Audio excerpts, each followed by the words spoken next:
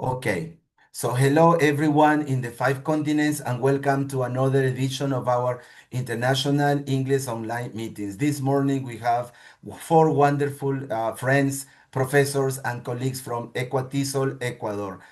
Welcome dear Martha, Carlos, Daniel, Hazel and Evelyn. Welcome to our webinars. Thank you, Jaime, for inviting us. Thank you. Thank you all. Okay, as usual, let me share my screen so I can explain to you what we will be doing this morning. As I mentioned before, or I didn't, this is our 133rd International English Night on meeting. So it's been 5 beautiful, wonderful years. So if you want to watch our past webinars, you can find them in YouTube channel. Who are our upcoming guest speakers the rest of the year? Well, in July, we have Davy and Ricardo from ELTA Tisol, Honduras. Then in August, three friends, Paola, Isela, and Karina from Beta Tisol, Bolivia.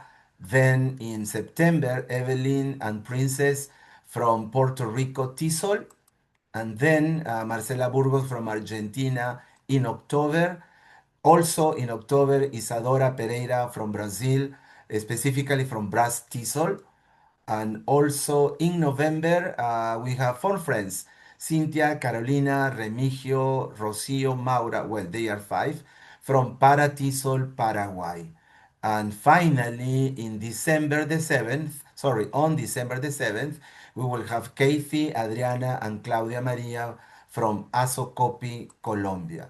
Well, and who is our guest speaker today? Well, we have four wonderful guest speakers today. Number one is Hazel Acosta, Education University professor and specialist in development research with more than 17 years of experience teaching at the college level.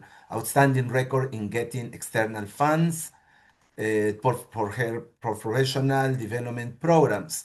Knowledgeable and experienced in pedagogy and educational research approaches, ELT, and committed collaborator to university outreach and social extensions through training and community projects. Then we have Evelyn Almeida holds a degree in applied linguistics to the English language and a degree in commercial engineering. She also has a master's in educational management and leadership, a master in linguistics and foreign language teaching methodology, and a PhD in language literacy and sociocultural studies from the University of New Mexico in USA. Oh, New Mexico is beautiful. I've been there too. She has been teaching at the Universidad Central del Ecuador and the Universidad de las Fuerzas Armadas SP. She is the editor-in-chief of the Kronos, the language teaching journal. Her areas of expertise include teaching English as a foreign language, learning assessment, qualitative educational research, and social cultural studies. Then Martha Lara, just like my sister, Martha is a dedicated educator and researcher who has seamlessly integrated her passion for teaching English with her commitment to educational transformation.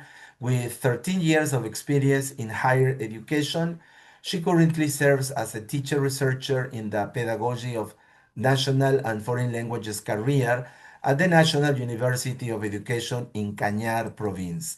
Her academic contributions include publications in Latindex Index, journal leadership in research, and community outreach projects, and active participation in national and international conferences such as WEFLA 26 and TESOL 24. And last but not least, our good friend Carlos Daniel Cazco, let me see, holds a specialization in teaching English as a second language, a master in business administration, a master's in education, a master's in TEFL, and he is a PhD candidate in education in the Universidad del Rosario, Argentina. Also, he's been working as an English teacher, academic consultant, academic administrator, and director for different national and international institutions.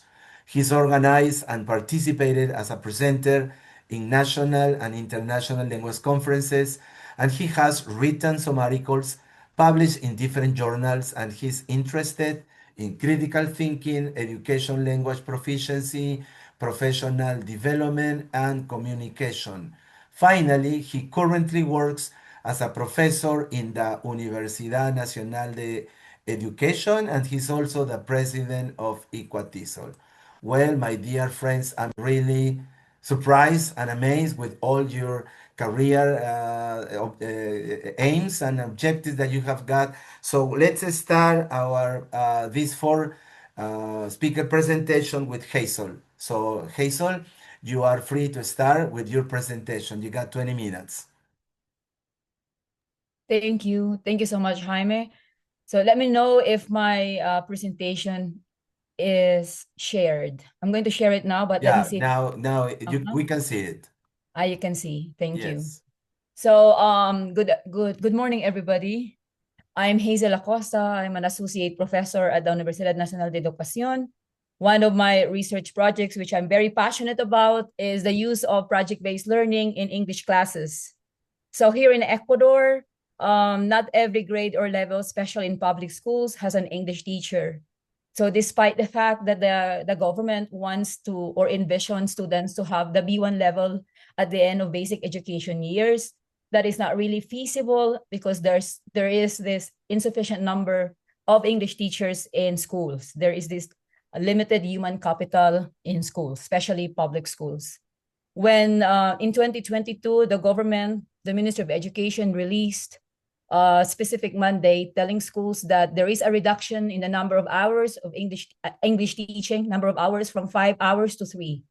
And you know, when you're learning a foreign language, input and exposure is crucial and pivotal. So when we heard about this one, my team and I right away thought of a response, not really like a solution to the problem, or if it is a problem, but more of it's a challenge, but more of to mitigate it, to increase the exposure of students to English, despite the fact that it has been reduced from 5 to 3. So one of the major approaches that we thought of, which I already had an experience implementing in previous years when I was an international trainer for English teachers on the Galapagos Islands, and previously here in the area, in the southern part of the highlands, we thought of project-based learning in English classes. So it's not just a method, it is different from projects or making projects. It is actually an approach. So it has its unique sequence and steps. So this presentation, I will share with you how PBL was introduced in classes like 2 years ago. I will also highlight the Word to Classroom that we created because we use a specific content that we believe is significant and relevant to students' worldview. And very important here is I would like to underscore the importance of action research at an institutional level in implementing project-based learning. And of course, incorporating a different content, and in this case, urban agriculture, to respond to climate change and environmental related concerns. So these are like the 4 key points that I would like to emphasize in this presentation. So I would like to ask everybody, I don't know if you can key in your answers in the chat space. You can, if you can do that, that would be awesome. So the question here that I pose is, what is the most popular resource and content to teach English in your classes? So maybe 30 seconds. What is, or you can just unmute your mic if you can do that. I know we're on Facebook Live, but if you can unmute your mic and say or share with us your answer, that would be brilliant. So what is the most popular resource you use? And of course, content to teach English in your classes. Anyone? Can I see the chat sign? Yeah. Maybe Jaime, can you help me? Yeah, I'll try. If I see them, Yeah. a textbook. I think I can hear, I think. Yeah, textbook. Evie said a textbook, which is correct. At least here in Ecuador, it's quite textbook driven. I mean, the teaching of English. My own materials, that's awesome. Then Jessica said her own materials. Danielito said textbook. So common materials consist of textbooks that come usually from publishing houses in a package. It's in a pocket. Like you have the teacher's book, you have the student handbook, and you have the answer key to all questions or to all activities. and unowned materials, textbook again. So yeah, so these are the popular resources and content that we use when we teach English. But what if the resources come from the environment? So in this project, the resource or the content that we got is from the environment itself. So this project was actually funded by the U.S. Embassy in Ecuador for 2 years. And one of the main agenda of the call was to how would teaching, particularly in the field of ELT, respond to environmental challenge and climate change. So when we saw that call, we thought right away of like identifying a specific content that responds to the needs of Ecuador and of course to the needs of the global level of the world. So the resource that we use is the main content is urban agriculture. So why urban? Because the schools that we selected are actually from cities and urban spaces. So we incorporated in this project a different content. So when we teach English in classrooms, we often use very global themes, which is actually correct, which is actually good, such as my family, my home, my city. They are global themes that elicit right away responses from students. But sometimes, if from a previous research we conducted, these global themes are fine. They are very relevant to students' daily life, but some students do not find meaning or they don't find it relevant. So they understand that it is something very close to them, but they do not sometimes see the dynamism and the connection to real life. So in these particular schools that we selected, these are schools that are very agricultural, even though they are urban spaces, but they're very agricultural, or they prioritize highly the production of food in their local context. So we thought of one content, and this is incorporating agriculture, like the vocabulary from this particular subject or discipline. So when you do project-based learning, you need to identify a content. So the content we identified is about urban agriculture as a response to climate change by turning limited spaces in urban cities into gardens where students can learn and at the same time change the learning environment, which is usually the classroom. So the project-based learning here is the pedagogical approach that we used. So this is a collaboration of the U.S. Embassy in Quito, from the Ministry of Education help us a lot as well, Yatcha University, and of course, UNAE. So in this project-based learning, we highlighted the importance of constructivism, interdisciplinary, because other teachers from other disciplines also collaborated. And then it is content-rich, and it originated in the sciences, and it's very relevant to these kids who are very familiar with agriculture, with planting, with anything related to the soil, because their parents are also farmers. So we use a specific content, which is, for us, we believe, relevant, contextualized, and interdisciplinary. So what are the principles of PBL? I know everybody's aware of this or familiar or knowledgeable. So it highlights the importance of authenticity, the real use of the language, real use of materials. It also emphasizes the importance of collaboration between and among teachers and students. And the importance of reflection, which is key. And then the importance of voice and choice. So in designing PBL here, we use a specific approach in looking at data that we are gathering. So we are doing an intervention-based study, but at the same time, we are looking at how this intervention, in this case, project-based learning, through observation and reflection, translate to solid data that at the end of the project, we can say that it is influencing learning positively or negatively, because sometimes intervention does not work. And doesn't mean to say that the study is bad. It's just sometimes there are factors that we cannot really there are factors that we cannot control or that we cannot really isolate. So we had a needs assessment first, then we had inquiry, product-based, lesson planning. We had a culminating event, assessment, and then evaluation. So this is an example of the urban agriculture. This was the logo we used. And this is the example of our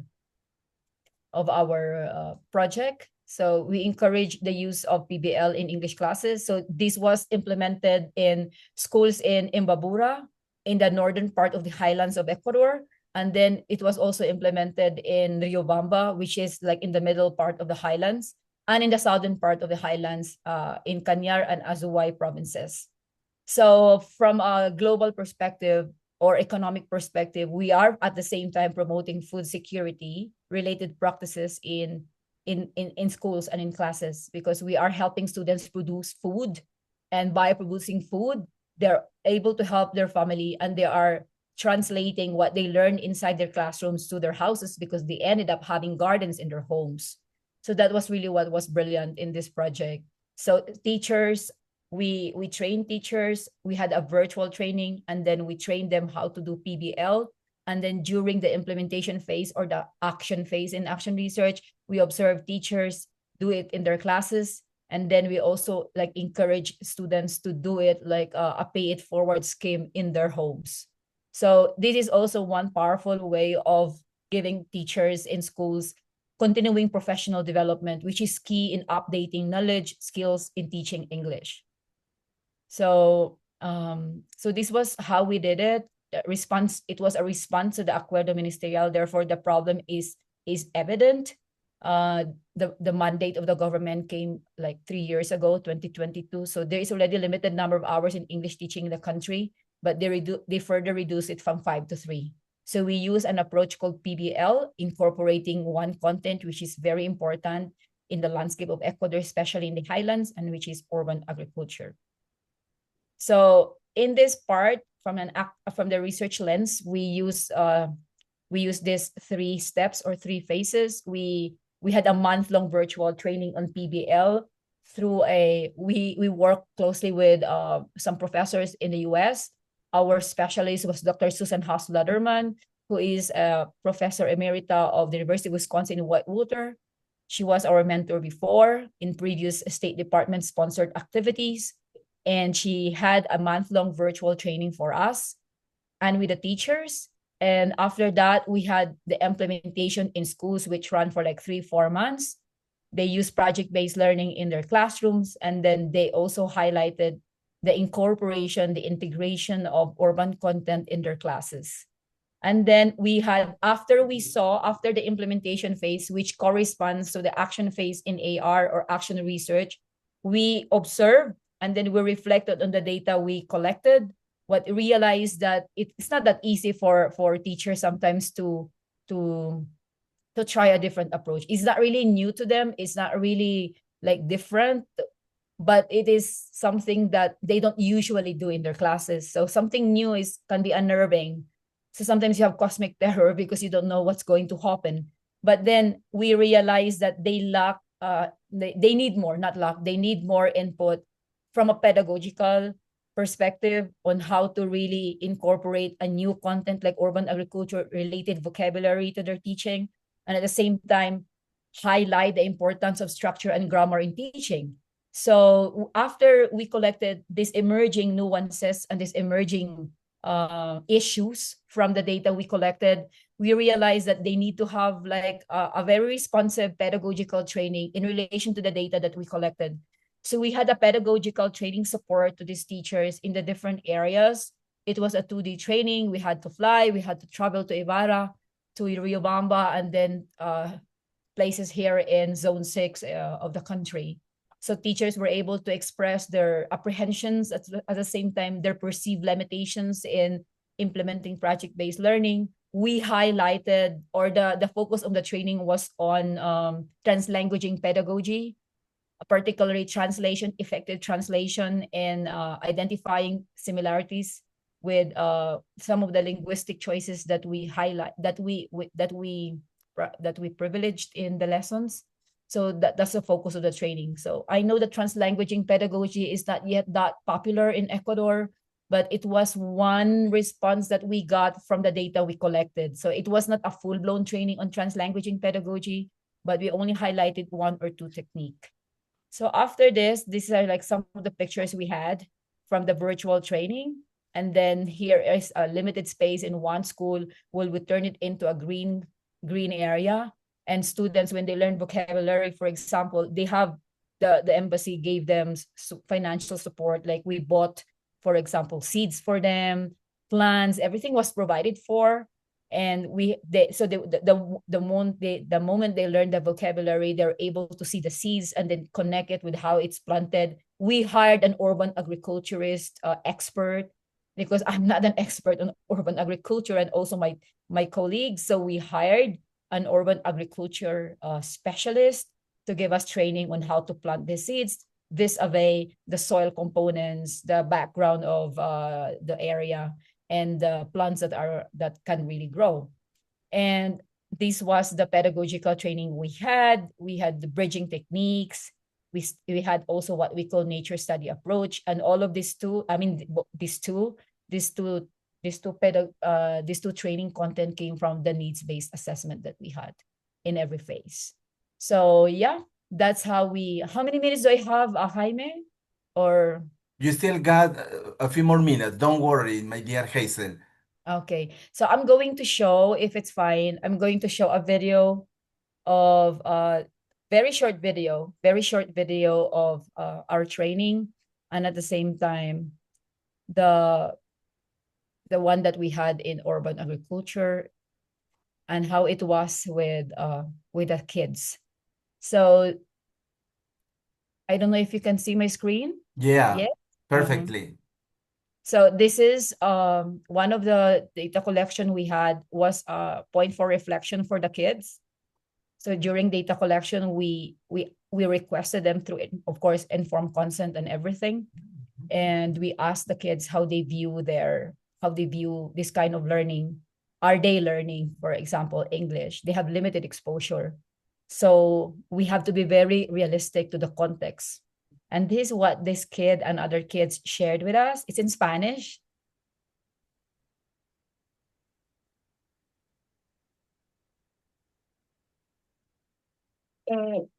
Me gusta aprender más sobre las plantas con el inglés y qué necesitan. Por ejemplo, necesitan el agua, la tierra, el calor, la composta.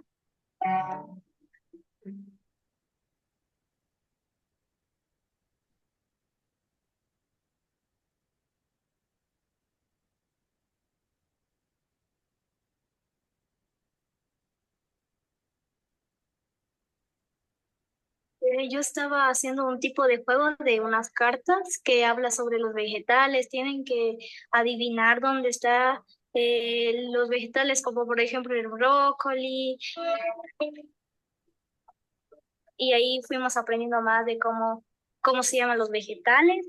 Y con mis amigas aprendimos, con nuestra profesora, nos enseñaron muchas cosas en inglés, cómo aprender, más dicho, el vocabulario que debemos aprender más.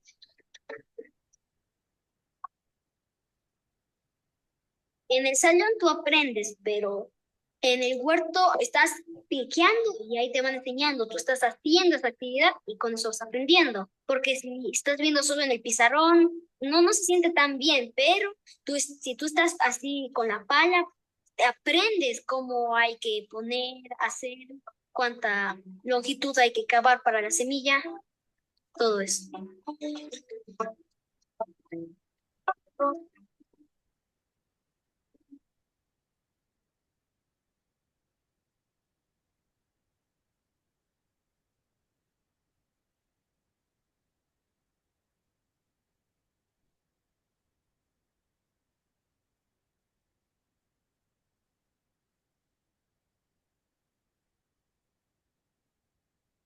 So yeah, that's one example of the video that we made. And we also have a lot of videos, like we have, for example, 10 instructional videos that I cannot show, but I can at least show you with a file, which we are going to upload pretty soon in a public domain like host.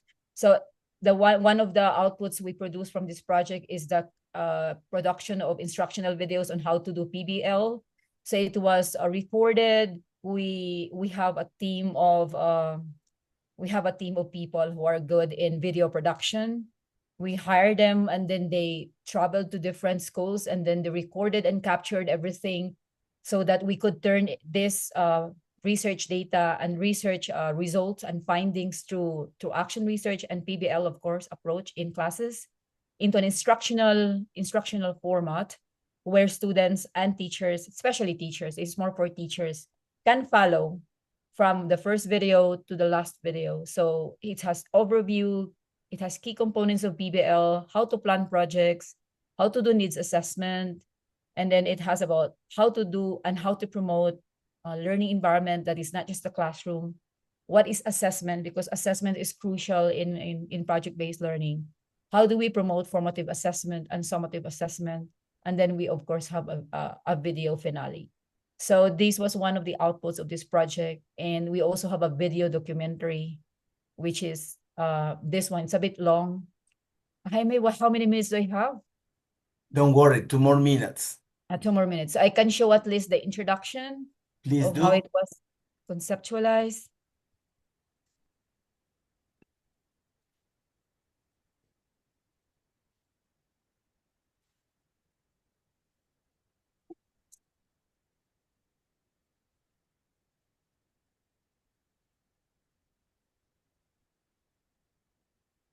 I think there is no audio, Hazel.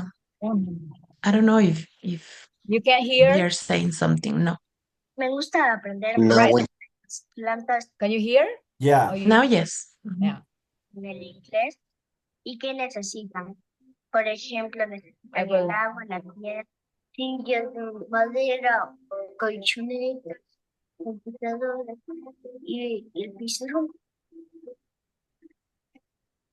Es ese aprendizaje vivencial, experimental. Yo considero que aprender inglés debería darse en contextos en los que ellos aprendan haciendo, aprendan tocando, explorando.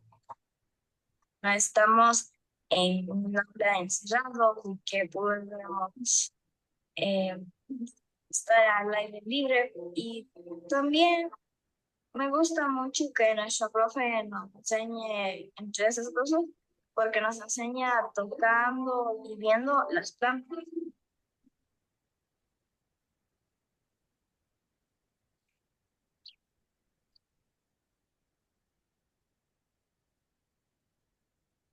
The Ministry of Education released a new policy.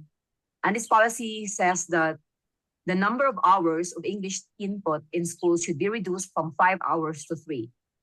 Unfortunately, the reduction means one thing: lesser exposure to the English input.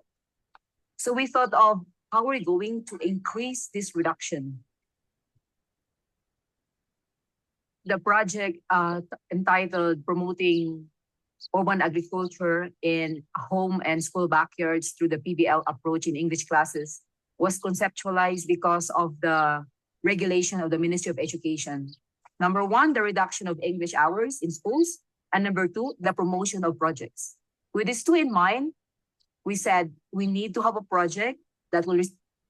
So it's quite long, so I cannot really show the entire video, but we'll give you a link in the coming weeks. Please do. And share your email. So if anybody has questions, because I'm sure about this wonderful project of yours, and congratulations, dear Hazel. I'm really, wow, I'm really surprised and pleased because of this wonderful project. We don't have too much time. So dear Raj, could you please say a few words about what you like about this wonderful project of Hazel's? Well, I must say that I was fascinated by the use of an agriculture project for the education. I never thought about that, and I just was amazed and how interested the children were and how energetically they spoke about it. Thank you very much. Yes, I agree with you 100%, dear Raj. Okay, so thank you so much, dear Hazel.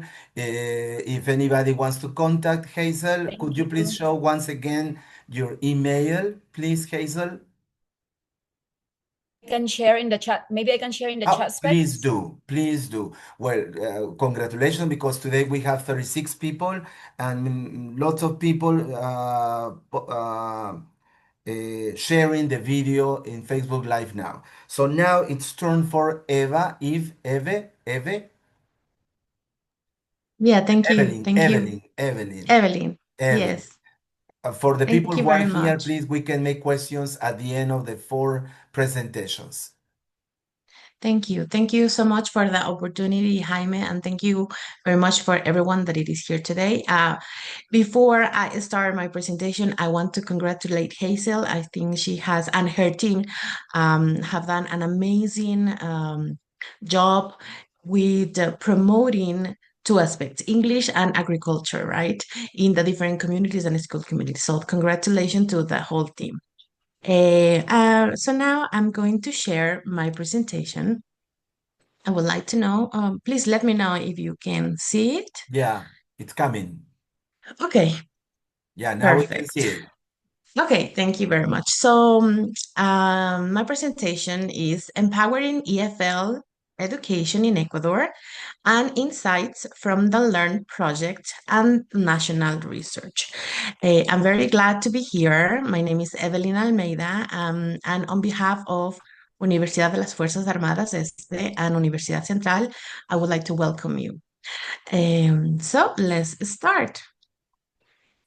So today I will be presenting the key outcomes of Learn Project, which is a 3-year initiative that brought together 11 Ecuadorian universities, hundreds of schools throughout Ecuador, and the Ministry of Education, EIL, and obviously U.S. Embassy in Quito to support English teaching and research. So before I start, I would like you to tell me if you can, through the chat, or maybe Jaime will help me, what do you think Learn Project is?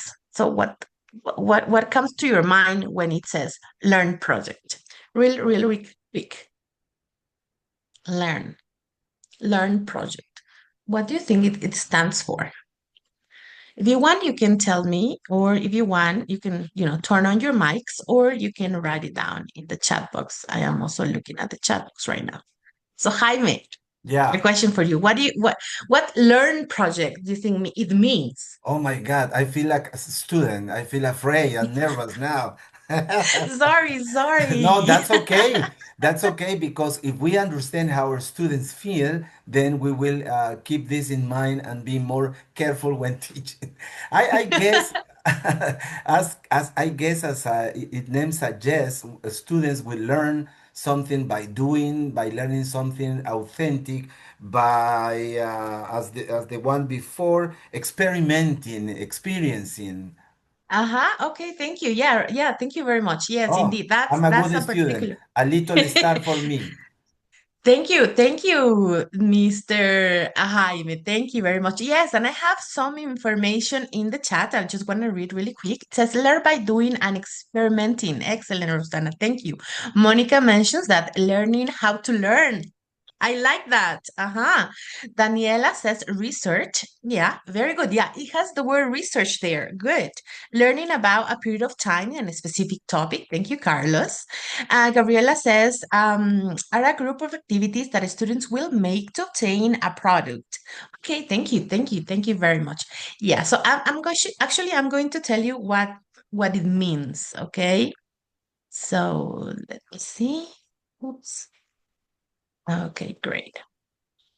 So learn means, oh, sorry. Okay, so learn stands for leadership. I think some of you mentioned that in English, and research networks. So actually learned for us is a network, okay, in which we are going to help also train university students, but also school teachers, right? So it is like a connection between the school teachers and the university teachers. So I think this was a key component of this Learn project because sometimes the curriculum from the high schools do not match with the curriculum with the university, right? So we wanted to have this to fill this gap. Okay, so Learn Now, and for the whole presentation that I have, is a network, leadership in English and research network. So what was the purpose of this project? To develop a network, of course, of EFL researchers and teachers. We have three important aspects in this project. The first one was a national survey on English education for all the teachers, school teachers. Then we have a contextualized training for these teachers. So we help them improve not only their English skills, but the teaching skills, right? And then we have the third kind of phase, which is an action research in schools. This project lasted 3 years. And as outcomes or products of this research, we had three. A national report, which is a book, and I'm going to send you the link so you can look at it. It's very interesting. And I'm going to explain a little bit about that, depending on the time that I have, of course. We had a video of the narratives of the experiences that the teachers had. And also we have some narrative inquiry-based articles that teachers from the university and the teachers from the high school did together and work together. That's also very important because sometimes when we do research and when we write articles, the university teachers usually do that because they have research hours, right? But in this case, we wanted to also incorporate the school teachers, from schools, from high schools, so they also can do this and they can have this practice of developing reports and writing articles. So that was also very interesting. Okay, so that is basically learning for us. Here is what I mentioned. This is a 3-year project, and this was the structure. We had the research, then we have the teacher's training and the action research, and then we have the evaluation and reflection. And the goal of this project was that bridge research and practice in EFL education, and it was a closer mentorship between the university teachers and the school teachers to improve the classroom practice. Okay? Okay, so the first year, what did we do? First, we have a training with the university teachers, right? Because we had to create this survey design and we have to construct the questionnaire and we have to analyze the questionnaire. So why did we do this first with the university teachers? Because we had to apply the survey, we had to analyze, and then we had to come up with conclusions and saying, what do the school teachers need? It's like a spiral. Right? So what do the teachers need? The teachers need training in English? Do the teachers need training in methodologies? So we wanted to know, what do the teachers need to improve the practices in their own classroom? Okay, so this is a picture of one of the trainings that we as university teachers had. And here is the survey. We had 3,813 respondents. Okay, so this is a big number. It was nationwide, and we had results. Here we had some of the institutions that participated. Obviously, I mentioned before, that's the embassy in Quito, and they help us with the funding. We also had UNAE as the university leaders, and EIL, Ecuador, they train the teachers. They train the school teachers and then help us also with the budget, with all the things that we needed. So as one of the results, remember that I told you that we had 3 outcomes or products. So this is the first product, the national report. So we had 5 chapters. The university teachers were in charge of developing these. And also, I'm going to send you the link of the book. I think this will help everybody because even though you are in different parts of the country, we may have similar or different circumstances. So you may want to say, oh, know, for example, in Ecuador, the English teachers, I don't know, have also a big number of female teachers or male teachers, or also some of the teaching conditions are similar. I don't know, for example, in Indonesia, you also have really big classes, and in Ecuador also we have big classes. So what can we do? What are the suggestions? So I really, really recommend you to read this book. Is excellent, and it has done with reliable data, as I mentioned. Nationwide, we have the data, and also we did it with our heart. I have to tell you, we spent a lot of time doing this. So what I'm going to tell you is little, capsules of each of the chapters. Okay. So the first chapter explores the demographic composition of Ecuadorian EFL teachers. Okay, so as I mentioned, we used a survey, a national survey data. So it finds that the teachers are largely female. I don't know if it happens to you too. Yes. Yes. Yeah, all Okay. over the world. Okay. All right. But I don't know about this one. The majority of the teachers in Ecuador are mestizo. They identify as mestizo. I don't know, maybe in Peru or in Latin America, do you have the same information? Okay. About their proficiency level is intermediate. Okay, and it is urban based. Okay, and so that reminds me about Hazel and the importance of their project, right? However, there are some things emerging. For example, newer teachers include more men now. Also include more indigenous teachers, all right? And Montubio. They identify as indigenous and Montubio. And rural representation is also increasing, okay? Across all the groups, only one third met the condition of English proficiency from the Ministry of Education. Because here in Ecuador, the Ministry of Education says that you must have a B2, but only one third of our teachers have B2, according with a survey. Okay. So, or maybe they can also hold a recognized certificate, but it's only one third. That is an issue that I don't know if we are sharing. So please write down in your chat and tell me, oh yeah, here in Peru we have something similar, or we have something different, or in Bolivia, or in countries that is not our second but our foreign language. Okay. What else can I tell you about chapter number 1? Because it's more about demographics, right? So I think this chapter calls for a more inclusive recruitment of teachers. Also, there is a need for a strong proficiency training, okay, and probably better certification protocols. So that is basically what we have for the first chapter. Okay, so for the second chapter, it examines how the EFL teachers' workload, large class sizes, and teachers' own English skills affect students' learning.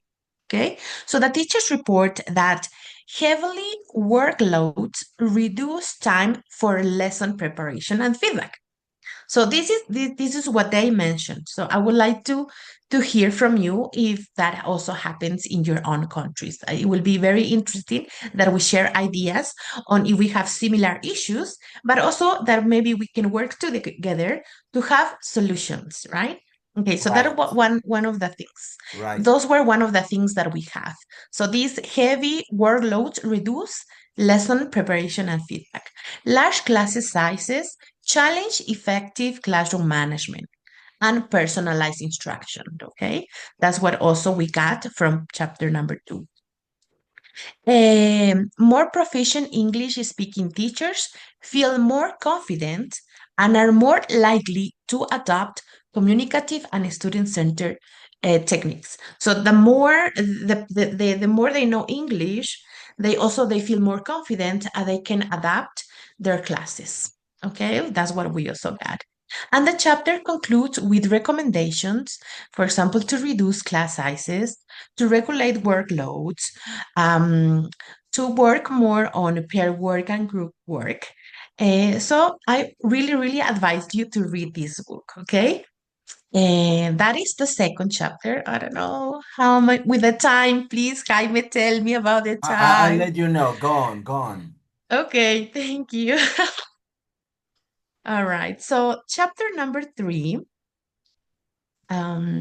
it talks about the methodology and the curriculum, and there are some incongruences between the teacher's knowledge and the practices. So it identifies a gap between the teacher's methodological knowledge and their classroom implementation. Okay, the survey and the interview that we had revealed that many teachers understand modern communication and task-based teaching methods, but tend to use more or rely more on traditional methods. I don't know if that also happens in your own countries, so you can tell me. So we know we have the knowledge, but sometimes, we're stuck there and we don't implement it in our classrooms. We go back to the traditional methods. It's not that it's wrong, because I also use it, but I think we have to adapt our classes, right? So the students focus more on lecture style, on grammar focused instructions, probably because they have large classes, or because they have lack of classroom resources, or probably not enough training to actually not stay in that I know, but I know how to do. Okay, so that is what chapter 3 revealed. Okay, and therefore the teachers, school teachers, later they have a training on this, how to apply these new methodologies into their classrooms. Okay, I'm gonna go a little quicker now. 7 more minutes, Evelyn. Don't worry. Ah! Don't worry. Don't worry. I'm in the middle of the presentation. Okay. Don't All worry. right. Just go on. Okay. Yeah, no problem. Okay, so for chapter number 4, we have teacher development, professional development. So we connect the past, the present, and the future. So we here is one of the trainings that we had. What this picture was actually from one of the trainings. So it maps the landscape of professional development opportunities for English teachers. So what was the idea? That what they needed, it was more training on developing methodologies. So that's what they had later, right? So also they mentioned that the in-service programs lacks of continuity, and the teachers want relevant and long-term training. Okay, so they just don't want training that 2 hours, 3 hours, but they wanted something longer than that. And also they put in practice. So that's what they did. Okay, that the third chapter was the teacher accommodation, and we have some strategies that we found useful. So simplification, code switching, also they mentioned visual aids, and the solution was an scaffold support. So that's why I told you at the beginning of my presentation that we work together. The university teachers also help them develop their metacognition, basically, and they work with the teachers also. All right. So that's the part of the book. That was the first part of the survey. The second part was this school teachers training program. So here we had the help of EIL, right? And they train the teachers not only about the English, but they train them on methodology. Okay, so because they thought, or with the information that we got from the survey, they said that they wanted more training, to put in practice whatever they know. So these are some examples. And remember that in 2020, 2021, we had the coronavirus issue. So we wanted to do these trainings face to face. But unfortunately, because of the health emergency that was going on around the world, they had to adapt it and they had to do it online. So that's what, so these pictures are pictures that they did it, or they worked with the teachers. Okay. And then, obviously, after they had this training for a month or so, they had to implement these strategies and methodologies into their schools or classrooms. So that's we had this action research in schools. Teachers explore real classroom problems. So they wanted to solve the problems that they had in their own schools. Focus on improving lesson planning, engagement, and feedback. And here, mentoring again was a key. So we had the chance, the university teachers had the chance to work together side by side with the school teachers and helping them build this agency and confidence. So, okay, let's do this. Why don't you do this? Why don't you do that? It will be a good idea if you change this thing. So we were helping the school teachers through this process, okay? And obviously, at the end, the teachers were empowered. And obviously, they work as a change agents, okay? So that was very interesting because sometimes we don't have this connection with university teachers and school teachers. So here are my final thoughts. Learn, now you know what learn means. Learn's legacy is to building an EFL teaching community, commitment to growth, equality, and reflective practice. The Learn project shows us that when teachers are supported, when the teachers are heard, when the teachers are engaged in research, real transformation happens, not just in classroom, but in the life of our students. So these are the final thoughts. I hope I am doing well with the time, but I wanted to show you also, I think it's 1 minute video about the experiences that the teachers had. This is me. I am Evelyn Almeida. This is my email address. I am very glad and happy to work in this project. So if you have any questions or you want to say something, you can also email me or write down in the chat. So please, Jaime, tell me if I have the chance or not. Come on, go on, dear Evelyn. We are Yeah, all okay. engaged and connected with such beautiful and lovely topic. All right, perfect. Thank you so much. Let me share then. And then let me ask Roxy Tenorio at the end of Evelyn's presentation to give a brief takeaway, a brief explanation of what you understood. Briefly, please, dear Roxy Tenorio, Guimet in Lima, Peru. Okay, perfect. Okay, I'm Evelyn, sharing. go on. Okay, let me know if you can hear. Yes, we can see.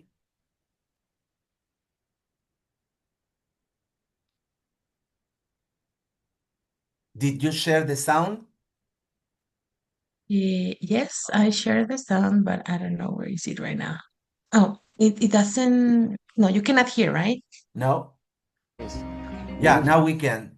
Oops. Okay, again. El proyecto fantástico. Es una puerta, nuevas oportunidades. Me gusta mucho.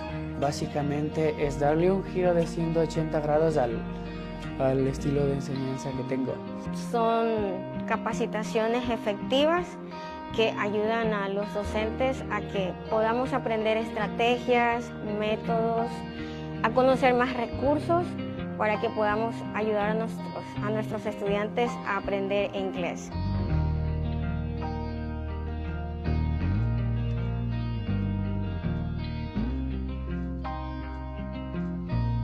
De la importancia de aprender inglés no solamente en el ámbito educativo, sino también profesional. Converso con mis estudiantes y les digo que nos abre muchísimas puertas y oportunidades a un mundo laboral, profesional y, ¿por qué no, social también?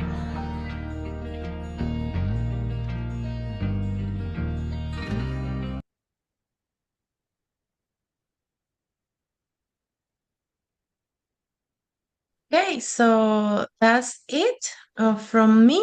Thank you very much. I hope you enjoyed this presentation. I just loved it, dear Evelyn. Now, I guess everyone wants to speak and say something to you, but we do not have time. But let me tell you that we are now inspired to do something like this in our country, or maybe start in our institutions, and we will let you know. By the way, can we get the PPT with if we can follow? Please, thank you so much. So Roxy Of in Lima, course. Peru, please, brief comments. Okay, I am overloaded with all this information. Yes, quite fast. Okay, but thank you very much to the people from Ecuador, especially to Evelyn for this fast. I need to digest this in a second and third time, probably, as many of us. But one of the things is what I want to congratulate myself for being here and for learning from you guys. I think it's very important Latin American countries and all around the world, we have quite similar things and things that we are not only matters of schools and university, but it's also matters of countries that we share some things and we have some experiences about that. I like the bridge that you have started constructing from schools and university. They are not two different worlds. It's just a matter of 2 months. They finish fifth grade high school in Peru, and they have to start the university, and it's a new world. And should it be like that? So through these systems, through this way that you are networking and they making these kind of webs connecting from one reality another one, I want to really to appreciate this great effort. It's something that we can imitate other countries, and I'm sure this is not going to be the only one. This is the one of many other seminars and ideas on sharing for the future, because we need this one. We need to share, we need to learn. And one of the best things is by learning by doing, experimenting, and learning to know the concern that you have for the teachers at university and at school, that they are not two different worlds. We are all just one thing. Many thanks to all you guys, especially to Evelyn. And thank you, Jaime, for this great opportunity. Finally, I managed to reach. Thank you, dear Roxy, and thanks Thank everyone you. who is here today. We have 38 people, Fernanda from Brazil, and many other people. Thank you so much. And by the way, next year we are going to have professors and students together presenting their projects. By the way, now that you mentioned it, dear Wonderful, Roxy. wonderful, Thank you great once idea. again, dear Evelyn. Hope you can stay with us till the end. And now we have dear Sure. Martita. Marta, hello, dear Martha. Hey, Jaime and everyone. Give just a second so I can share Hello, my dear Martha. screen. Don't worry. Take your time. There we go. Okay, so good morning, everyone. Yeah, I also agree with dear Roxy that it's super important to see that teachers are willing to improve, are willing to learn from each other, like creating these networks, let's say, right? Because it's always good to share. There is a saying that says that knowledge is to be shared, is not to be kept, right? Yeah. So I really agree with you, Ria Roxy. As dear Jaimito already mentioned, my name is Marta Lara. Currently, I teach in the Universidad Nacional de Educación here in Ecuador, and I am just going to share something related to research. Yeah, so I would like to start by asking everybody here, how much do you like research? So let's react with an emoji. If you like, just like it, maybe like a thumbs up. If you love it, maybe a heart. So how do you feel about research? Okay, so while you give us your reaction, thank you, Jaime, thank you, Evie. I think that one of the very relevant things nowadays in our like higher education level is to always remind our students that we are not only quotation marks, right? Because it's not easy to be a teacher, but we are not only teachers, but also we are researchers. Because every single day we learn something new, we see something that maybe we think it could be improved. Sometimes we have the misconception, I would say, to think that we need a huge problem to be solved and then change the world, which is not bad, right? To really call it research, but that is not true. Every single day, as I said, we can see like even the behavior of our students. We can even self-evaluate ourselves and see if the material that we are using is working or not. So that is super important, just to point out before I start. So today I'm going to share basically the results, as also dear Abby mentioned, of a research project that it was developed to years and a half ago. And one of the products of this research project is we call it in Ecuador Cartilla Pedagógica, which is basically a book, right? So as dear Jaimito said, I will share the links at the end of my presentation. And you can see that the link is over there, but this was, as Roxy also said, like a connection between Universidad Nacional de Educación, UNAE, and Yacha University, where Danielito, the next presenter, works. So we were able to help each other. We had a great contribution from Yacha because basically they were the ones giving us the budget to publish this book, because you know that sometimes there are some limitations in, like we see limitations as teachers that, oh my gosh, so it's like $800 to pay for a publication, and I don't really have the money. So it can be like, as I said, a limitation, but we can always find ways. In our case, as I said, we were very thankful that we had the support of Universidad, and they were the ones supporting us with the publication of this book. So I don't know if you really like writing. Again, like thumbs up or hearts if you really like or love writing. So if you like, I would like to start just like a little activity, like maybe you can write in one sentence, how do you feel today? So everybody in the chat, please, how do you feel today? Do you like to write? Do you like to express how you feel? I love writing. Yeah, I do too. Okay, so as Jaimita did, or maybe if you want, you can write on the chat, how do you feel about writing? How much do you like to write? And of course, exclusively in English, because maybe some people right here in this meeting are native speakers, maybe some are not. Like in my case, I'm not a native speaker. And sometimes it's like, in my case, it's kind of funny because sometimes I feel like it's easier to write some things or to say some things in English than is for me to say in Spanish or write in Spanish. But I don't know how you feel. Yeah, some people say, yeah, I feel great to know more about your project. Thank you so much. Yes, I like. It's always a way to express what we know. Yes, thank you so much. So yeah, as you mentioned on the chat, remember that we have two ways of expressing our ideas, right? We have speaking and we have writing. But sometimes when we teach writing to our students, we also face some challenges, right? Because first thing, from my very personal perspective, and I will show you another product of this research project at the end, is that we do have this L1 interference as Ecuadorians, right? And I don't know if you feel the same way. I mean, if you're not native speakers, but usually Ecuadorians like me, we like to talk a lot. We like are super polite, let's say, yeah, and we are like, for example, we are writing a letter or an oficio, and then we say, después de expresar un atento y cordial saludo, blah, blah, blah, right? Like we have like a super huge, long introduction, whereas in English, we're like, this is to inform you, it's super short. So I think that this, like, as I said, L1 interference sometimes is it could be a challenge, as I said before, yeah? So that is the reason why the main purpose of my presentation is to share basically half of what we found in the book that I showed you at the very beginning, which is the writing part, yeah? So I don't know what type of writing are you teaching right now. I'd like for you to share with me in the chat, like, are you teaching right now how to write paragraphs, how to write essays, how to write a thesis? I don't know, like, tell me if you're an English teacher, what specifically are you teaching right now about writing? Let me know in the chat, please. Okay, feel free to write in the chat, please, dear friends and colleagues. So what are you teaching regarding writing? Descriptive paragraphs. Thank you, Monica. Anybody else that would like to share? Essay, good. Thank you so much. Yeah. So in Ecuador, reports, thank you, Evie. A couple of years ago, we included a kind of subject, let's say, that is connected to a final product, which is called Proyecto Integrador de Saberes. Of course, if we want to translate it, it could be like Knowledge Integration Project. So the idea of this project is that students go to different schools, and they basically, in our case, our university prepares teachers.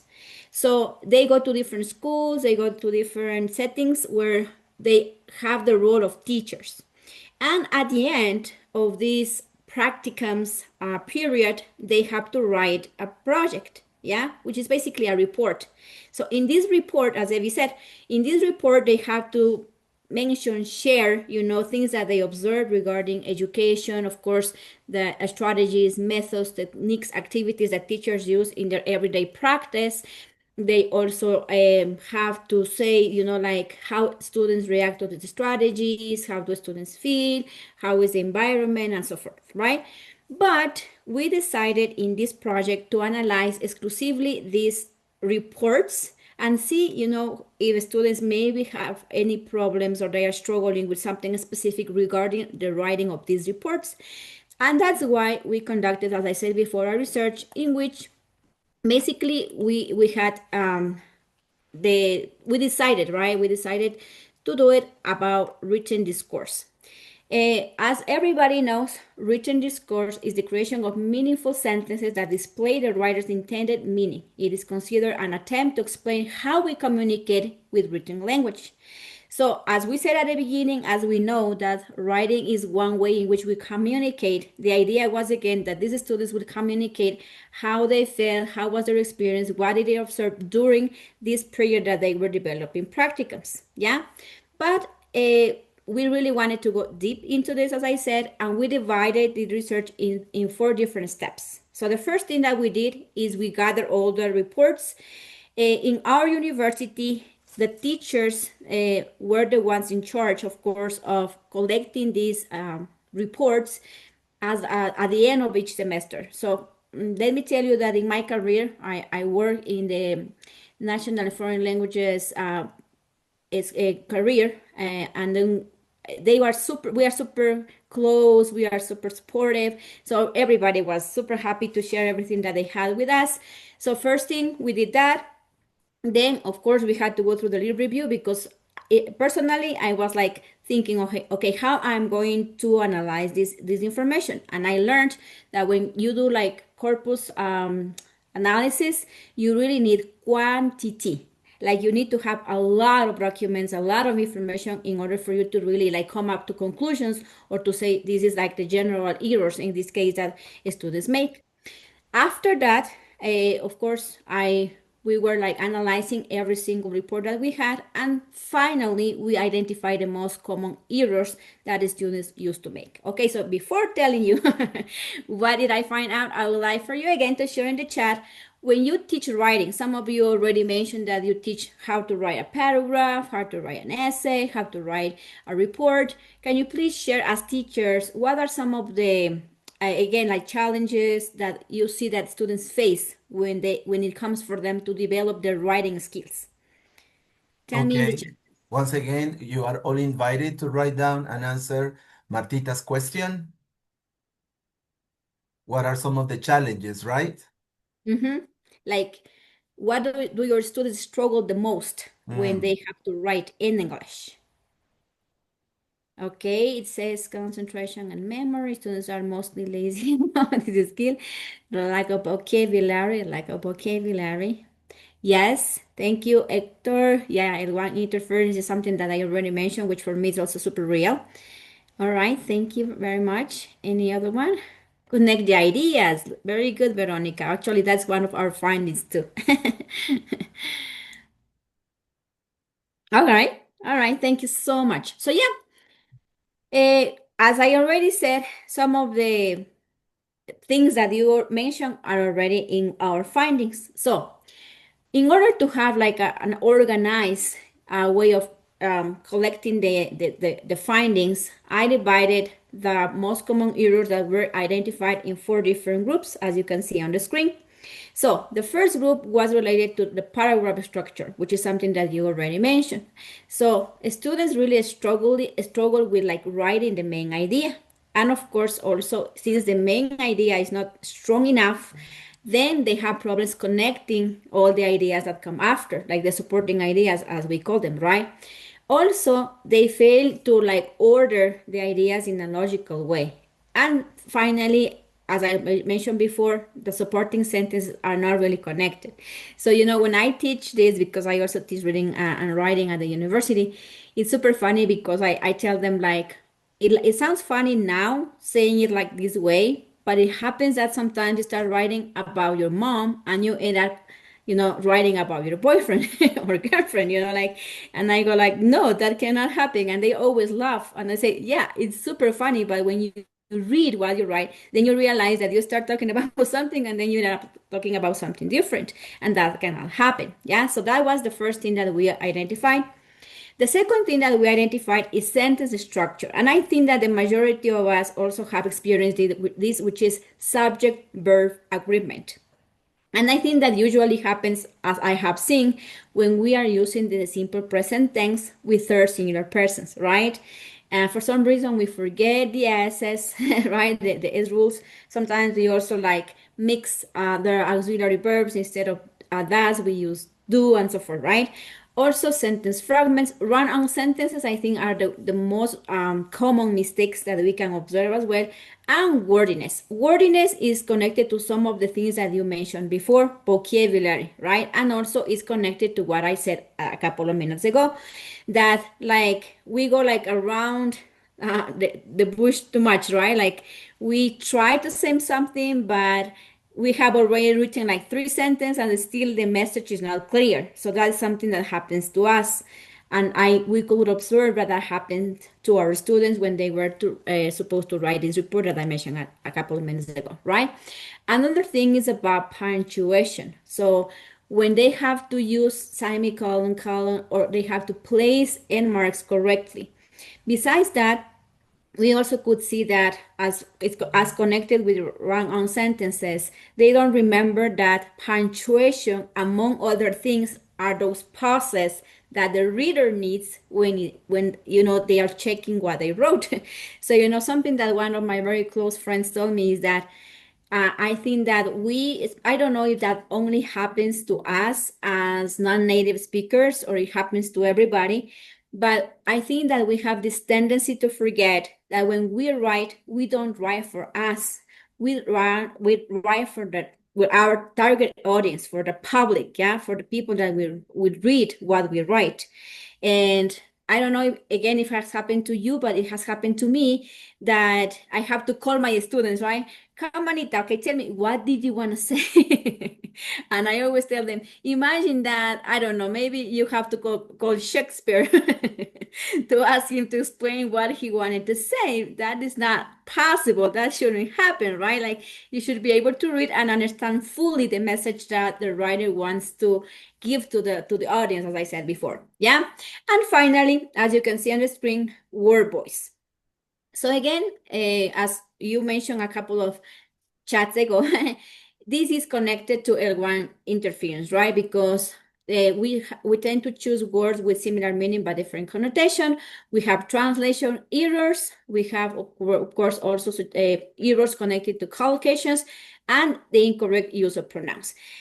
Again, something that I could observe specifically about this last point is that students forget to repeat, if that is how should I say it, the pronoun, because maybe in Spanish we don't do that, right? But I always tell them, okay, so you have to say, I went to the store, I saw a dog, and to repeat I again, and it's like not I always tell them it's not like Spanish, like you really need to repeat it because then you lose track and we don't really know what you're referring to.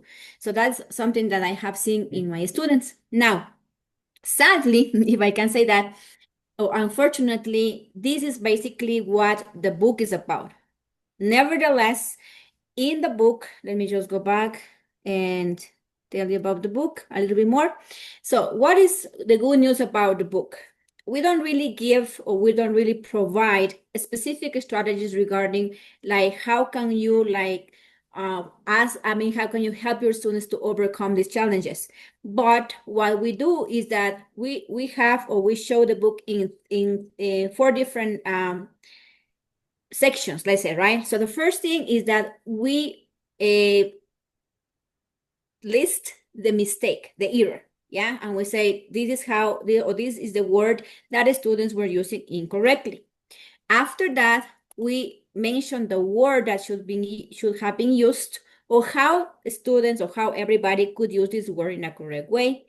And then we give an example of how can this word be used in context that has the meaning that it's supposed to have.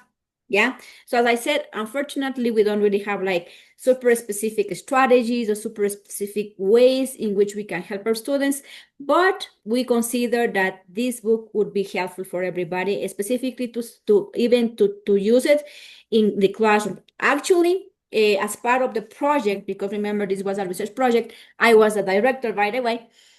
As part of the project, we like tried the book. We used the book in some of the classes in the career, and it was super nice. Students were like even laughing, saying, "Oh yeah, that's true. That's the mistakes that we usually make, right?" So it was kind of interesting also to see students' reaction to these findings, because maybe I don't know. I don't know if that happens in your countries or in your culture or in your classes, but sometimes it's kind of like tricky, like we have to be super careful, like when it comes to talk about mistakes.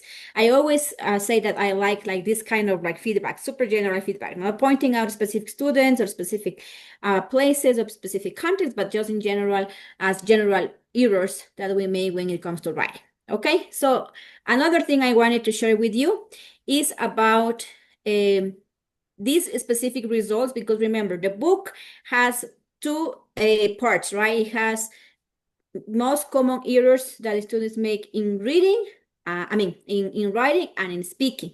But I focus specifically on writing. And one of the other products about that is an article that it was published in Chronos. By the way, Evelyn is here. Evelyn is part of Chronos magazine journal. And it was, as you see, it was just published in August 2024. So if you want to read a little bit more about what I have presented today, you are more than welcome to check this article. This article is specifically, as you can see on the screen, about error analysis of written production at university level.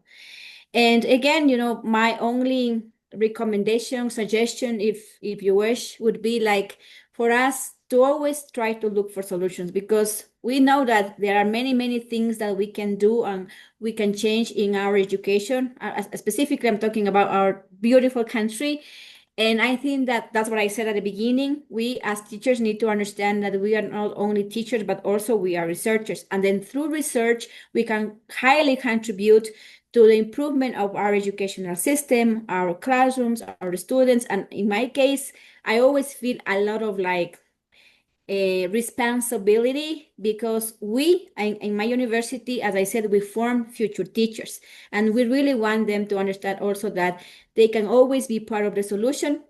They can always be super productive by writing, by being part of project and so forth. So that would be my only invitation, or my something I would like to motivate you about. So I know that at the end we are going to have questions, and also I am going to share as soon as my presentation is over, the links that I told you, and maybe also my email address if that is necessary, dear Jaime. And that's it.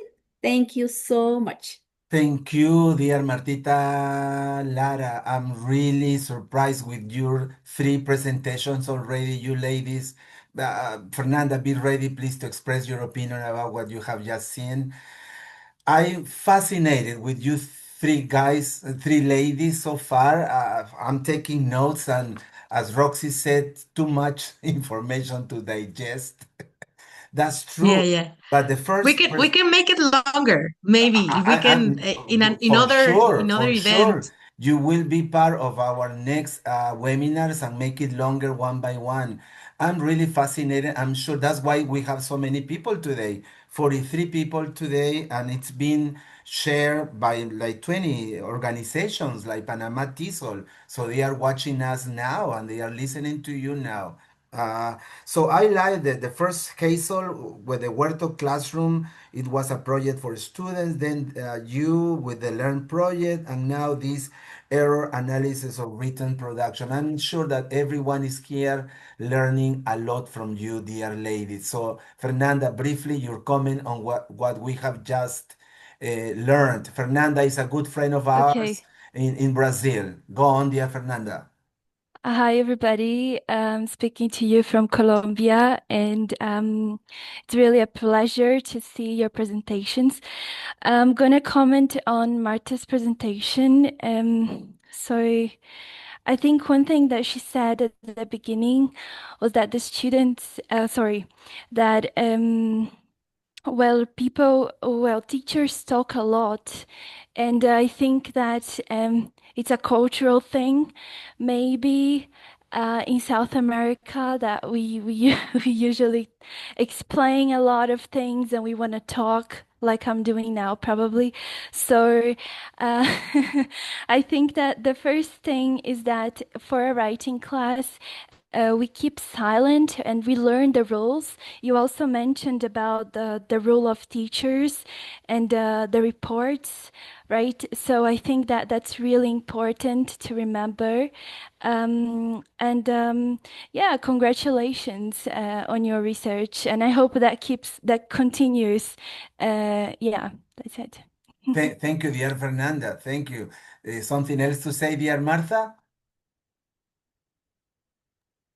Only would like to mention something about what Fernanda said, that the continue thing, like, yeah, I think that it would be a good idea to like go more in deep in the study that I presented today, like maybe a next book, Danielito, like with strategies or something that could help teachers to not necessarily avoid, right, these errors, but to help students to understand and improve, of course, their writing skills. Right. Thank you so much again. Thank you, dear Marta. And let's wait for the final questions at the end of this wonderful presentations by you, dear Ecuadorian and colleagues and friends. And finally, our dear friend Daniel, are you ready? Daniel? Daniel Boone? I'm ready, Jaimito. Thank you very Okay, go on, dear Daniel. The president of Ecuatesol is with us tonight. Sorry, this morning. Okay, Jaimito, I don't know if you can hear me well and if you Yes, can we see the can. presentation. Okay, thank you very much, Jaimito. And first of all, before I start, I would like to welcome everyone that is here with us here in the Zoom session and in Facebook and following us. So thank you very much. And today I had the honor to present with my friends, with Eve, with Hazel, and with Martita. Amazing presentations. Thank you very much. And this is part of the results that we are doing in our universities in Ecuador, and to the benefit of children and young students from our country. And thanks, Jaimito, for the invitation as well, so we can present these projects that we have been working with different friends and colleagues from different universities of Ecuador, and being part of Ecuatesol as well. So the four of us, we are members, active members of Ecuatesol, and we work together in different projects as well. So thanks for the opportunity, and let me present the final project that I would like to present to all of you. And this is about Orion and Isabella's Adventures books. So maybe you're interested to know what is this about, and why am I presenting these pictures about the highlands, Galapagos, the Amazonian region, and the coast region of Ecuador. You know that in Ecuador we have the 4 regions of Ecuador, and these are the pictures of the different versions of the book that we publish. So I would like to mention that this was a project that we developed through different universities. I'm currently working in Yachek Tech University, which is a science and technology university in Ecuador, but I used to work and I had the honor to work in the Universidad Nacional de Educación as well, and work with Martita and with Hazel and with another friends from that university. So something that is really important, and Martita was giving kind of the introduction about research, what we do in research in class and outside of the class with the students, with another friends, with another colleagues. And something really important about research is that you cannot do research if you don't work with your friends, with colleagues, or with professionals from another universities. It's really important to know that research gets more validation, and it's better if you work with friends from different universities, so you can compare results and you can compare the ideas that we have. As I was presenting the 4 regions that we have in Ecuador, you pretty much believe, the people that is watching this webinar say, okay, but Ecuador is a very little tiny country in the south part of America, but we have 4 regions, and each region is completely different word. No, if you teach in the coast region, it's different. If you teach in the Amazonia region, it's different. If you teach in the highlands, it's different. And if you teach in Galapagos, it's completely different. No, people, customs, behavior, and the culture is changes from different parts. So it was really important for us to get together all these regions and see what happens in this project. No, so I work with Verónica Herrera from the Universidad Nacional de Educación, my brother David Cazco, who works in the Pusesi University in Ibarra, and myself as professor in Yacha Tech University. So what happened? No, what was the beginning of this project? What was the general objective of this project? Is to see that when we look to the English teaching results that we have in our country, we can see that even though we as teachers, we put our effort, we work in the projects. Eve was presenting an amazing project that we did with teachers from all over the Ecuador, and Hazel as well about the PBL, and Martita about the Mistake Buster book that we published with to check about the mistakes that the students do in the classes. But even though that effort that we do, we can see that the English results that we have in our students sometimes is not the one that we want to approach. No, so I was part of a project from the Universidad Nacional de Educación that was learning English in a fun way. So we used to go with the students that they were pre-service students that they were studying to be future professionals in English. We were to different communities, different schools to teach students from 5 to 7 years old in different schools, and to see in a fun way how they can improve their learning, their English. So we realized that in those schools, it was a deficit in the English learning in these public institutions. No, so we went there and we saw the difference of the students. Like some of them were kind of good in English, and other ones no, and they needed to improve a lot. Even though we played with them, we did a lot of fun activities, games, and everything. And the students from UNAE did an excellent job with the tutor teachers, but we realized that it was a lack of the English. No, another thing that we realized is the limited accessibility that the students have to editorial materials, or that when we go in Ecuador, especially when we checked about the public education, students come with from a very low income families. So sometimes they cannot access to very good quality books, especially in English. And this is a thing that I realized that is in all South America. Like the English books are very expensive, especially quality books are very expensive. So we realized that it was a lack of material for the students to use in classes and outside of the class. And finally, that we checked that the majority of the books that the students use was not contextualized according to the culture, to the country, and everything about the students.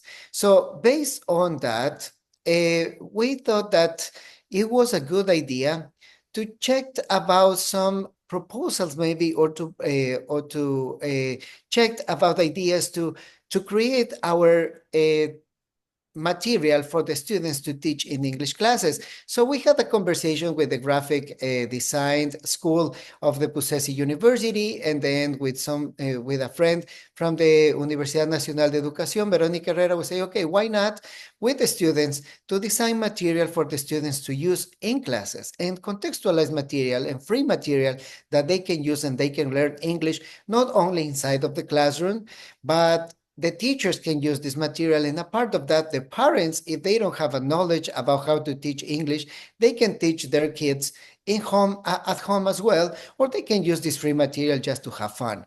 So we talked to the students, we made a group with the students, we got the authorization of the university, so we started working in this study.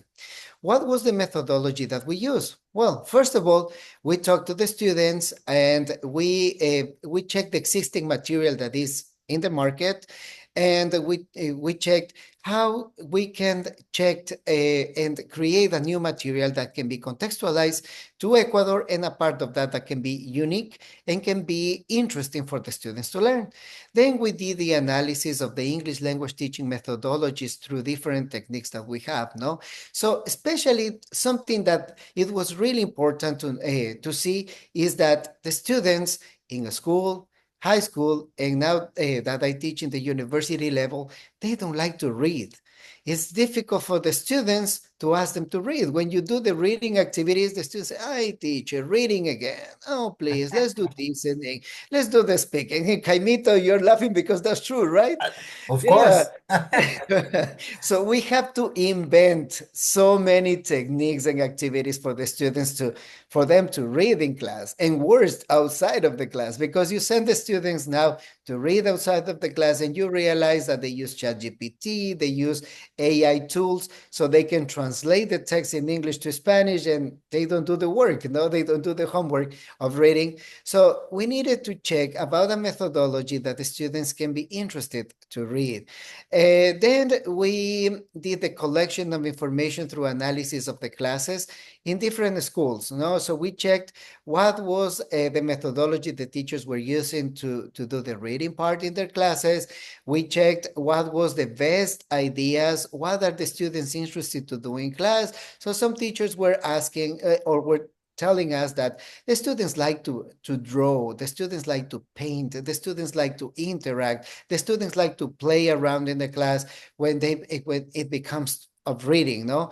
And remember, and something that maybe I forgot at the beginning, this contextualized material that we created was from 5 to 7 years old. And something important is that we took the curriculum of English teaching from the Ministry of Education of Ecuador to see the outcomes, to see the objectives that the students have at this age, so we can create the material according to the outcomes that are directed by the Ministry of Education, and of course, that are going to the common European framework, no?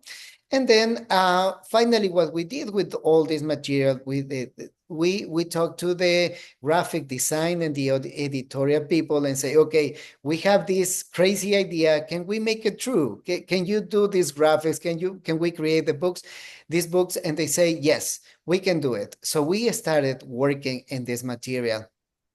Now, what is the context that we needed to put in these books? No, so first of all, what we did with the students of Pine Major, the students that are now Martita's students, Hazel students in the Universidad Nacional de Educación, that they are going to be the best future English teachers in Ecuador, I think. So we talked to them and they started writing some very short stories according to the level of 5 to 7 years old of the students, no? So they started writing some interesting stories. And these stories were based about different things that happened in Ecuador and in the context of Ecuadorian classes. So they were talking about bullying, they were talking about the equality of the students in the classroom. They were talking about what happens with their friends, what is the interaction with the friends in the class, what kind of problems do students have at the age of 5 to 7 years old with teachers, with families. Gracias por contestar. A part of that, they were talking about things that, for example, something important that we needed to put in these books is about the conservation of the environment, the recycling, the carbon footprint that the kids are doing in our world. So we were trying to talk about these important topics in these books. Then with this material, with this little text that we created or the students created, and we did the review and the editing, we checked the editing with the other teachers. We checked the errors, as Martita was mentioning before. We did the work, no, checking sentence structure and punctuation and everything, and giving the feedback to the students. And then we sent this text to the graphic design department from the Universidad Católica de Ibarra. So they were with this text, creating the setting, the graphics, the illustrations, and everything, no? So they created the illustration, they did the text creation, the design, and everything, and the editing, the final editing, and the final review. And finally, it was the publication. We did the publication through the editing of UNAE. So they help us with the publication of these books. So we did these 4 editions of the book. We sent to the first year and to the other year. So we had the 4 books, no? And as you can see here, so in the content, you can see that each book has 3 different stories, and these 3 different stories talked in or are developed in different regions of Ecuador and different cities from these different regions of Ecuador. Because another thing that we realized when we were creating the material for the books and we were talking with the students and teachers from the schools is, for example, the students from the highlands, they don't know a lot about the coast. They don't even know sometimes where is Guayaquil and Puerto Viejo, even though they check geography in their classes, but they didn't know about the culture. They think that, for example, in the highlands, everything is mountains, and then in the coast, everything is under the sea level, no? Or in the Amazonian region, everything is jungle. So, so we needed to put that setting in these books, no? And the same thing about Galapagos. Galapagos is our beautiful island, but not even the students that live in the continent know a lot about Galapagos and the fauna and the flora that they do have there, which is beautiful, no? So then when we finished with that editing of the material, we realized that we needed to do some interesting activities for the students. So we used the methodology about the pre-reading, while reading, and post-reading activities. So we created activities before the students read the text, some activities while the students are reading the text, and some activities while the students finish reading the text. And these activities are, believe me, are not boring. The students are practicing a lot of vocabulary. They are doing drawings. They are doing interaction in the class. They are doing a lot of activities where they can practice. No? So we use this methodology for each story, 3 stories in each of the books that we have. Then it became the design part, no? So we needed to check, or we needed to choose the characters of this story. So we created Isabela and we created Orion. Isabela has the characteristics of the beautiful woman that we have in Ecuador, with the different characteristics for the Amazonian region, the Galapagos region, the highlands, and the coast. And then for Orion, we decided to do a person that is not from this world, because the idea of this book is that Isabela tell the story about Ecuador to Orion. So he's kind of driving around Ecuador and she's showing him everything that is going around Ecuador, no? And while they are traveling through Ecuador, she's explaining the different things that we have in Ecuador as well. So these were the characters. And another thing that we wanted to reinforce and emphasize in these books is about the same thing, because we are proud, no? I know that in Peru, in Bolivia, in Argentina, in all our countries, we are very proud about our story, our people, our culture, our products. So we wanted to emphasize about the flag of Ecuador, the chocolate that we export from Ecuador, and the banana and the shrimp, and the things that we wanted to show everything that our country has, no? So this is something that we did in each part of this book. And well, this is the part of the graphic design, no? The crazy ideas that they show us before we chose the characters for our books. And as I mentioned before, each story has a quote, has something that shows the student or give our students, the kids especially, a significant value, a significant story, the respect of elderly people, the respect to parents, the respect and the love for siblings, the respect and the love for our culture, for our people, for our friends, and the respect to teachers, no? So that's something that we wanted to show. This is an example of a very short pre-reading activity. So as you can see here, the students practice pronunciation as well. They do interactive communication. They talked in groups. They draw, they paint, they mimic, they role play, because some of the activities, say for example, now based on the story, role play with your classmates in class, or role play with your friends. No, so the students, a part of reading the story, they can play, they can have fun. And something a part of that, something important, is when we publish the books finally in 2022 and 2023, the idea was to show these books to teachers and parents. No, so we had meetings with parents, we had meetings with teachers, and we told the parents, do you think that you will be able to teach your son or your daughter at home English? And they say, no, we don't know. No, nosotros no sabemos inglés. Okay, but check this book.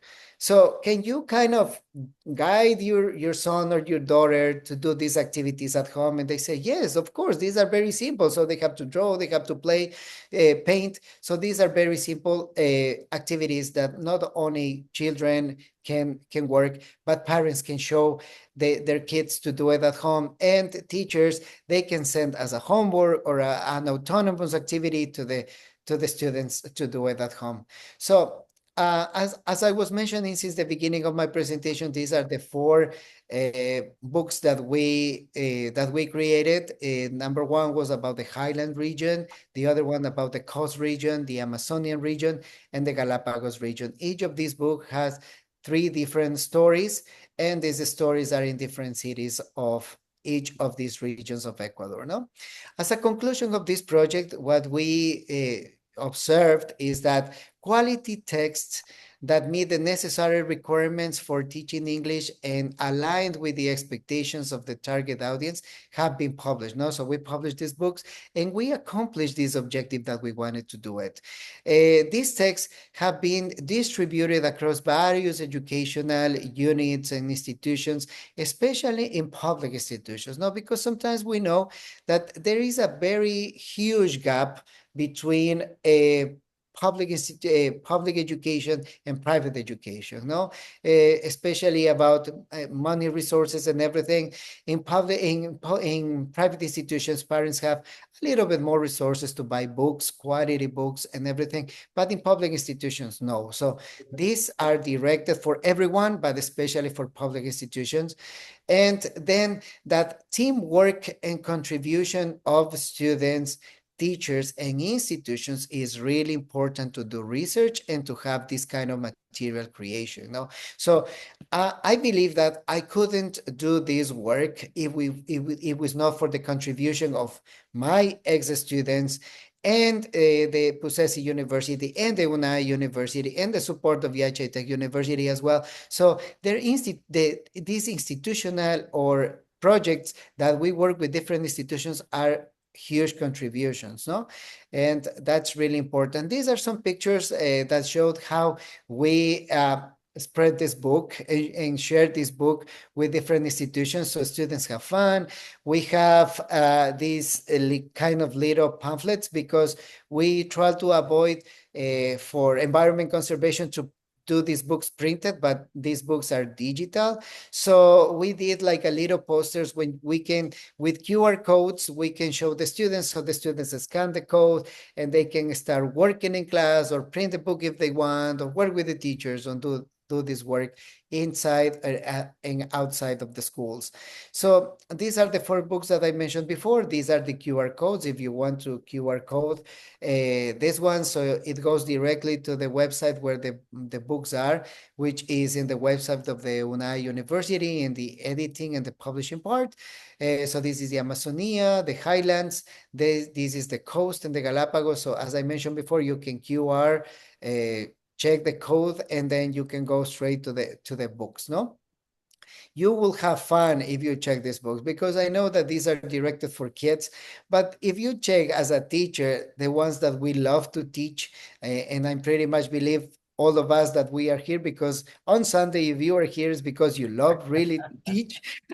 So yeah, you can have fun reading these books and knowing a little bit about the Ecuadorian culture as well. So this is my email address, cazco@yachatech.edu.dc, and this was a contribution about 3 universities, as I mentioned before, from colleagues from different institutions. So that's it. That was my presentation, and I hope that you can get into these books. You can check, you can like it, and you can share, or you can use them in your classes as well.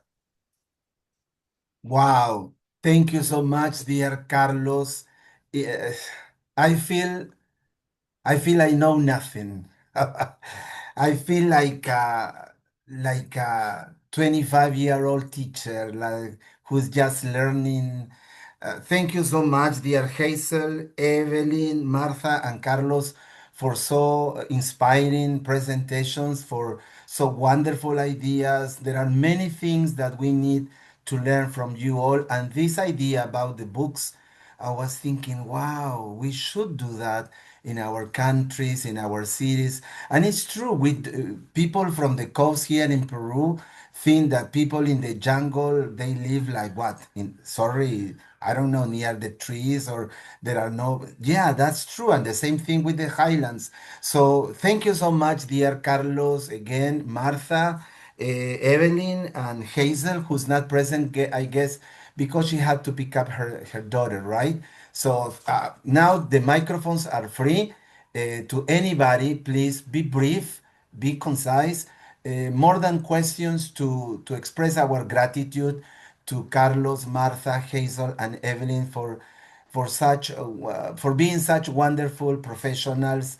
I feel proud because one of the first countries that allowed me to present one of my first workshops was Ecuador. Thank you so much. So anybody who wants to express his or her compliments, please, is free to do it. But be brief, please. Anybody? Yeah, go. Okay. Who's going to start? There is a free trip to Machu Picchu. I just wanted to say something. We are going to send the links. Some of us already sent the links for the books and also for the articles. So we're going to send them here. And also, we're going to send you the presentation, Jaime. I don't know if you have a WhatsApp community or something, so you can, or you can upload somewhere. I That would be do, I do, interesting. I do. I have a WhatsApp group. Sorry, we have a WhatsApp community. Sorry, the And I. and and thank you so much, Jaime. No, again, I would like to thank Martita, Eve, and Hazel for being with me today and sharing their amazing projects as well. And I would like to tell you, Jaimito, that we have Ecuatesol as well in Ecuador, and you are welcome to join as well. We have our WhatsApp group. We are doing webinars every month, twice a month.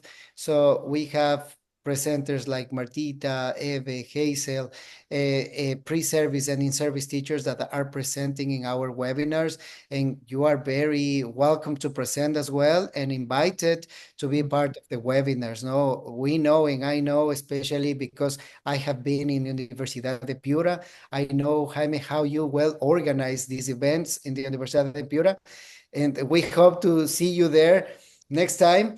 And yeah, and please invite those teachers, invite them to be here, because I know, and as Eve, Martita were presenting, we are nothing if we just go and teach, no, but we have to share with everyone what we are doing in our classrooms, because we are English teachers. We love to teach, but everything that we do in our classes, we have to share. That's our responsibility, no, to Right. share with the teachers and future teachers. So That's true, Daniel. Thank you so much. I guess the president of our community wants to express or say something.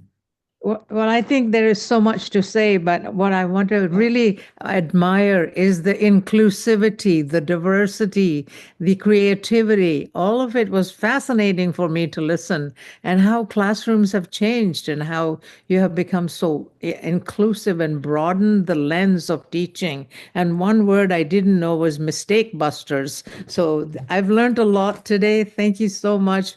And I may again, a big gratitude for this amazing learning community that we have.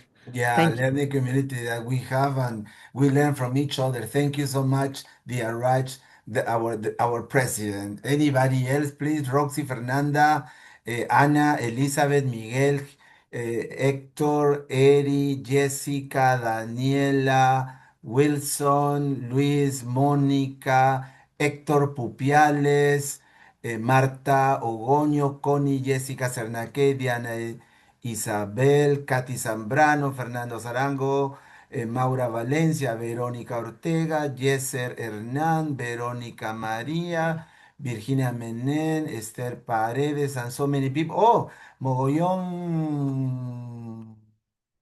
Gallo, my dear ex student in Piura. Yeah, anybody, please feel free to express your opinion. Please, you got 4 more minutes. I would Fernanda, like go to on. express, yes, I think it's very interesting, and I would like to highlight Raj's comment on creativity.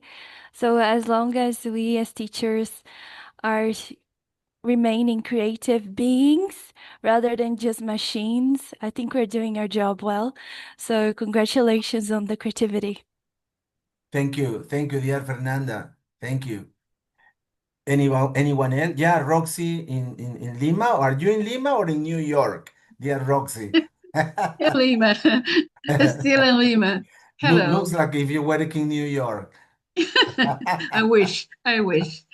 Okay, but just to come in and to add words like Raj Fernandez has mentioned before, is that to express first our gratitude and to know that even though each class, each group, whether we are at school, we are in language centers, or universities, it's a world, right?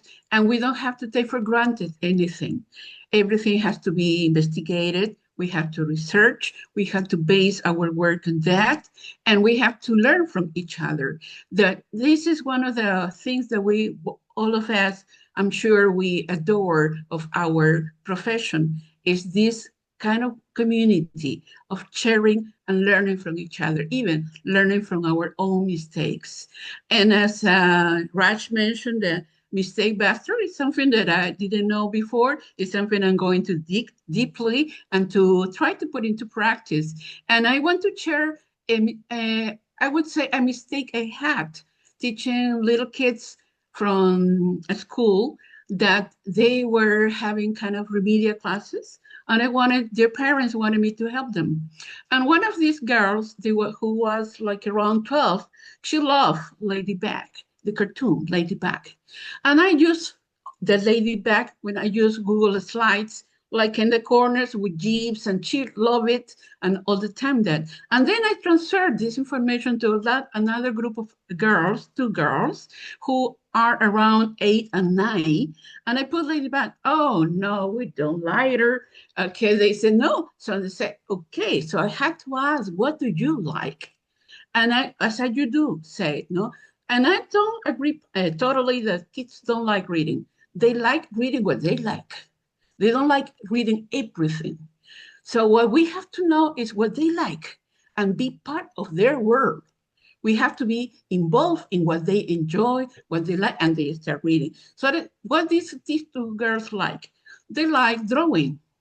So all my sessions, I finish with the drawing part. And they are interested. What are we going to draw today? Okay, just wait for that. Just wait for that. We make sentences with draws, with pictures. And they choose and they pick up the things. So being part of our world is another thing. But being part of our kids' world is the key. That helps me a lot. And when I was listening to Marta say, writing, wow, something that we most teachers neglect. We put aside because it's hard to correct. And as she mentioned, what do you mean with that? Can you explain with this? But we have to not to take for granted that they know how to write. We have to teach them. Those little differences even started with phrases. A phrase makes a sentence. 2 sentences make a paragraph. So we start building up, no scaffolding. We cannot ask the students. Sometimes I worked in school for a long time ago and said, first day of classes, write about your vacations in English. Kids who have no idea about the language or who have the B1 or probably B2 and write about the vacations. And then terrible, and the students hate that. But when you start saying, draw about your vacations and write 2 or 3 words that you represent in that, you will find a mystery, wonderful world. That's it. I let it there for you to think about. Thank you. Thank you for your time. Thank you so much, dear Roxy. If you don't know, Roxy is the treasurer of our community. She's got all the money. So yeah. Getting all the talents. I'm the Yeah. treasurer of the talents. Well, That's right. once again, Hazel talked to us about the Huerto classroom, and she explained to us how we can establish and do learning by doing. Then Evelyn talked about the Learn project, the leadership in English and research network, and that is something how they professor from the university help school teachers to be change agents. Then we had Martita talking about error analysis, that is that teachers should be also researchers. And finally, this wonderful topic of doing these books, contextualized material for students.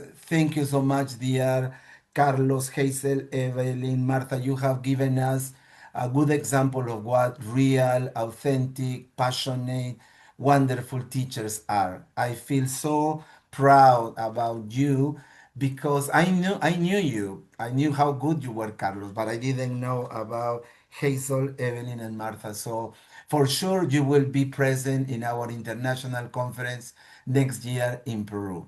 So now I'll give you a few seconds to say goodbye and thank our audience in the 5 continents. Carlos, Martha, we have audience in the 5 continents because they listen to you and watch our videos after this webinar. So go on, Evelyn. Okay, thank you. Thank you very much, everyone. Thank you very much, Jaime and the whole group, because, setting up presentations and webinars and being here on Sunday is a big thing. So I want to congratulate you for also the opportunity that you give yourselves to be here and share. I think there is a saying, caring is sharing. So we here because we care. We care about education. We care about our students. We care about teachers as well. That's what we are sharing. What the little that we know, right? Some are experiences. We are not here to teach anybody, but to share. I think that's the key. So thank you very much, and I am happy to be here. Thank you. Yeah, thank you. And Daniela Tola is asking if there is a place where you can access to this session. Yes, they are all uploaded in our YouTube channel, International Meetings, Jaime Ancajima, Teacher Trainer. Okay, thank you so much, Evelyn again. Martita? So yeah, first I want to echo the words that Evelyn just expressed to you, Jaime, and all your team, because I cannot even imagine how hard it's for you, because it looks like, for me, just sit and present. But I know there's a lot more behind. So thank you so much, Jaime, because teachers, people like you, make us also feel motivated. You are a great example that everybody could follow. So I would like to start there. And again, it was a pleasure for me to be here. As dear Evelyn also mentioned, is just sharing, what we did. And we just hope that the material that we have produced, is going to be useful for you. And of course, I'm going to start planning my trip to Peru. Please Thank you do. so As much. I said before, my flat is very little, it's tiny, it's small, but you can sleep wherever you want, okay? Thank you so much. And finally, the president of Ecuatesol. And thank you so much, dear Daniel, because without you, it wouldn't have been possible. Go on, dear Daniel. Thank you so much, Jaime. Again, I would like to get the same words that Martita and Eve says, that we are here just to share. And we want to promote these projects because in the future we would like to work with amazing teachers like you. We would like to get together and work in future projects with your universities, with institutions that you work. That's the idea, no? Because we are doing here in Ecuador, you are doing there in Peru, in Bolivia, in the other countries, but In why Colombia, not in you Brazil, in in Colombia, Mexico. Brazil, exactly. So get together and continue working in different projects. So thanks, Jaime, for the job, and Raja for the job that you are doing to putting us here together. And let's grow as professionals, because I know that the community of English teachers around the world is huge and is in need. No, we have to be there for everyone. We have to learn new things, and we can share the things that we are doing. So thank you very much again for being here and for inviting us. Thank you so much once again.